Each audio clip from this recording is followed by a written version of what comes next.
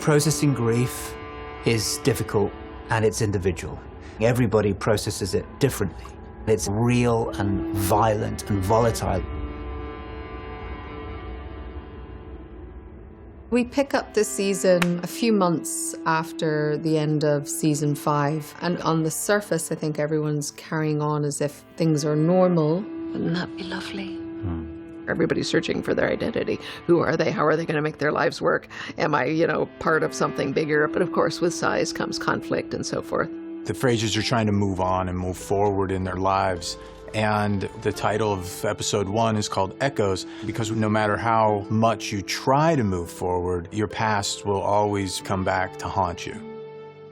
The end of season 5, Claire is assaulted, and this obviously has affected her mentally and physically, but I think it's also affected the whole family. I don't think any of the characters are ever going to be quite the same again. I'm fine, darling. We're showing the different way that people do deal with trauma. So Claire is obviously still going through her trauma in a very different way, feeling it, experiencing it, to Brianna. There was a time when someone asked me, I'd say I'm fine too. But Brianna has huge empathy for what Claire's going through, and she can recognize little signs that maybe other people can't. It's unusual that we see Claire not be in control and not be able to manage what's going on with herself. She's someone that has always been able to compartmentalize and in that way keep everything quite tidy. There's been times where really terrible things have happened and Claire has seemed to bounce back so quickly. And times I've gone, is she Teflon? Does nothing stick? Jayme and Claire have both been through a sort of similar experience, and Jayme, himself suffered, in a sense, some post-traumatic stress, but she's struggling, but she's keeping it hidden from Jayme. Where did you disappear to? Just needed to rest. Jayme can tell that something's not right, but I think he's also used to Claire being able to sort of share things with him. She's having these nightmares, but he also wants to give her the space and the time to heal. We've had glimpses of her PTSD before from the war, but this is different because she's in this place. She tries to self-medicate, and she self-medicates with the ether, and instead of it helping, it gives momentary relief, but really it exasperates the situation. It's a very slippery slope for her because there is a certain escapism that comes with taking ether, being able to knock yourself out and free yourself from the constraints of your brain. Clear, wake up. Clear! And that kind of nagging voice in the back of your head, it becomes something that Claire then starts to depend on. As with anything, when somebody doesn't deal with trauma, the more they suppress it, Lonely, are you? then the more it resurges. It manifests itself in this image or this voice of Lionel Brown. Claire has cast the voice of Lionel as the voice of her guilt. Dr. Rollins. The years of growing guilt in feeling responsible for pretty much everything that's happened to this family. You bring pain to everyone around you. She cast a voice that's connected to the most brutal episode of her life. You best pull yourself together. We had the wonderful Ned come back and be in these scenes, which was really creepy. He'd always be sitting in the corner.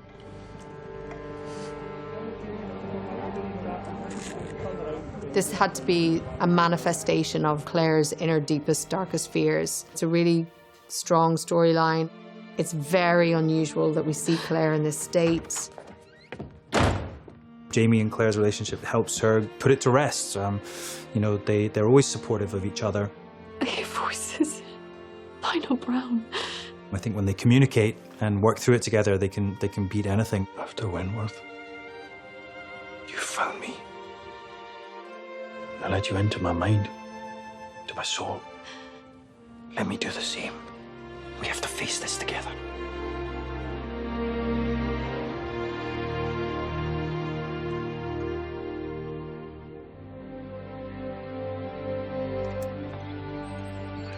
Fergus. This season, Fergus is really struggling. What happened last season has had such repercussions. Fergus lost his livelihood, his kind of identity. Trying the new whiskey? Working. And this still. Well, don't work too hard. He feels that he is somehow a lesser man because of his disability. 2 hands would be more useful to, carry these plates. Only one Fergus Fraser with only one hand. But 2's better than 1. I hate Lizzie. Nobody else has ever saw him in that way. And he's always been so productive and so active, but now he really loses his footing in life. I think Fergus starts season 6 trying to deal with recovering from what he lacked with Marcelly last season, plus his everyday problem of like, what's my position? What's my role in the Ridge? He's really not fitting into the community of society. There's this judgment from the settlers. Papa? And then when they have this child that is perhaps different to other children, it's very difficult for Fergus to deal with that. You didn't know? Marcelly and Fergus are not really where they've been before. They're much more distant. There's a lot more tension between them. He's drinking a lot. The fact that Marcelly had been attacked and he hadn't been there and he wasn't able to protect her, it's really pulled the rug from under him. And so we see him descend into this very bad, vicious cycle of despair. For Marcelly, it really puts a strain on their marriage because her husband and her rock, who she's always been able to depend on, is no longer there emotionally. If only we could get to the bottom of what's been troubling him. I ken what's troubling him. He's ashamed. Marcelly struggles with just how hopeless he becomes, and it's a lot more tumultuous than it's been before. When a person's in such a dire place, another person just trying to dig them out, how far will you go? How far before you walk away? How far before you call it quits, or will they ever? And that's the place we wanted to take this relationship. I don't need a woman to protect me! And with Lauren and Cesar, you could throw anything at them. But I do need a drink. And they're going to be able to play it off the chart. Marcelly, being the fierce and feisty woman that she is, I hope that's quenched it. she really has to take control of the situation. I am the man of this house! Well, then you can come back when you're acting like one. And you see the strength of the kind of person that she is. And I will have a whole man. Or none at all. She's exhausted and is holding this family up on her own, and as much as Fergus is around, he's not really there for her, and that's not what she signed up to at all when they were married. Fergus goes to commit suicide. Fergus! Jayme comes to his rescue, but also there's this understanding Fergus! that Jayme also owes Fergus his life. No, my lord. Let me be. And I think, in a sense, there's almost a repayment of the debt here. Marcelly and the children need you. This is for them. When you have to play in these scenes that are very deep, very dark, every actors, they have their own method. So I'm trying to get back to very dark places I have been in myself, or trying to relate to people I've known very well. So it's draining on the day, but it works well on screen. I'm not who I once was, Lord. I don't know if I can be that bad again. You can. It's beautiful stuff, and it's so great for the actors also to have something really meaty to put their teeth into. Young Ian as a character, I think, always wears his heart on his sleeve and really does love his family so much. Those scenes with young Ian where he reflects on his life with the Mohawk, I think are very touching. He's torn between kind of two worlds. Is he now a Mohawk, or is he a Highlander? Character's really changed, you know. He came back from the Mohawk, and there's something different about him, and it's really affected him and changed him as a human being. I had the child. And he reveals that to Jayme, and I think Jayme is extremely touched by that.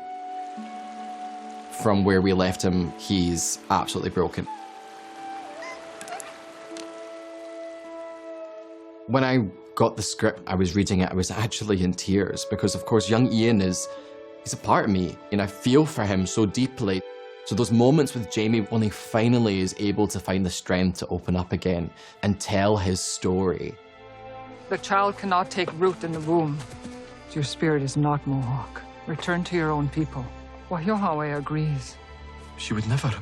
You understand, finally, why he was in such a bad state of mind. Is this what you want? It is what must be. Young Ian has been through some sort of traumatic experiences. But in this one, they've both lost a child. My daughter, Faith, she was also lost. And I think it's beautifully written and obviously from the books as well, but it's great to see these two characters really bond. We shall ask my daughter to look for yours in heaven. Again, she will find her there. It's interesting, you see the parallels a lot of the time between what young Ian goes through when he was young and what also Jayme went through when he was younger.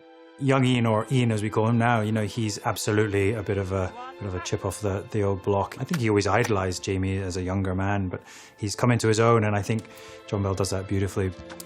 It's a testimony, I think, to how we all need to, at times, find that person that you trust and you're able to open up to, because only then can we start to heal from all of the trauma.